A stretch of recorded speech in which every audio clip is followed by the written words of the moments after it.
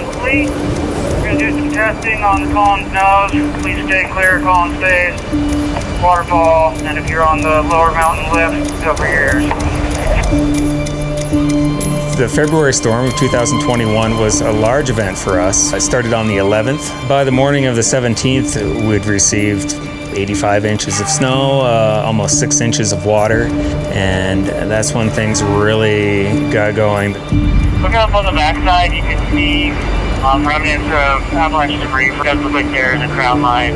Interlodge is when the local law enforcement declares that everybody must go into a building to basically wait out either the avalanche mitigation or in some cases the storm itself, where basically the mitigation efforts are unable to keep up with the hazard. The Interlodge that we just sustained was the longest that we've recorded, and it was 60 hours.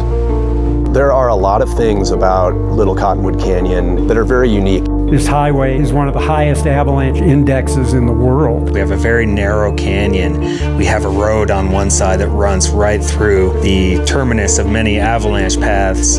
Overall, around 65 avalanche paths threaten around 9 miles of Little Cottonwood Canyon, and as a byproduct, really all the structures, 80% or so are within an avalanche runout zone. Once the avalanches start in the mid-canyon, if you're up here, you're up here. If you're not up here, you're not up here. It can be a roller coaster of emotion. We have no control over when the storm will come, how long it will stay, how much snow and wind we'll get. It is illegal to go outside, and yes, I mean illegal. You gotta just relinquish control and lean into it. You know, it can be kind of fun if you make the most of it. Interlodge, yes, it happened in the early days of Alta. It did not have the avalanche control on the road. When a storm hit, the road got closed. It was a record snowfall year. Little Cottonwood Canyon was closed 2 weeks straight. We were running out of food. They were going to drop food to us. And so this airplane would go around and there'd be somebody in there and they'd push out crates of food. And then we were able to go out and pick all of this food and we were back happy again. Where they originally placed the town, it was in a poor location from both sides, from the north and from the south. There were several large avalanches that really destroyed much of the original town of Alta. Thankfully, things are different these days. We've learned a lot about avalanches. We're able to recognize their patterns. We've learned how to mitigate the problem, making a lot of smaller avalanches to avoid the really big events that could wipe out a town.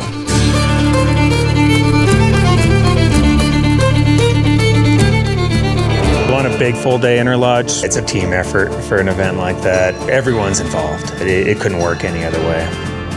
We try and run a ski area here every day of the season, but in a place like this, there's just a few days out of the season where you're going to have to give in and let the storm do its thing. Pretty similar to how we left it yesterday afternoon. Alta Ski Resort remains interlodged. This going on nearly 2 days now. Well, State Road 210 is still closed, and as a result, everyone who is on the other side is stuck until it reopens. It can be incredibly frustrating for a lot of people to be stuck or remain inside during one of these great storm events, but it all comes around in the end. It's a necessary predicament to be in to then be able to enjoy a beautiful ending to a storm like we had. Momentarily, the town of Alta will lift Interlodge. We benefit from all these things up here. The snow and the terrain is uniquely wonderful here in Little Cottonwood Canyon, but it takes a certain level of responsibility to come up here and be a part of it. The storm moved out on the 18th, 103 inches, 6.82 inches of water. So really a fantastic run as we moved out of that 100-inch storm.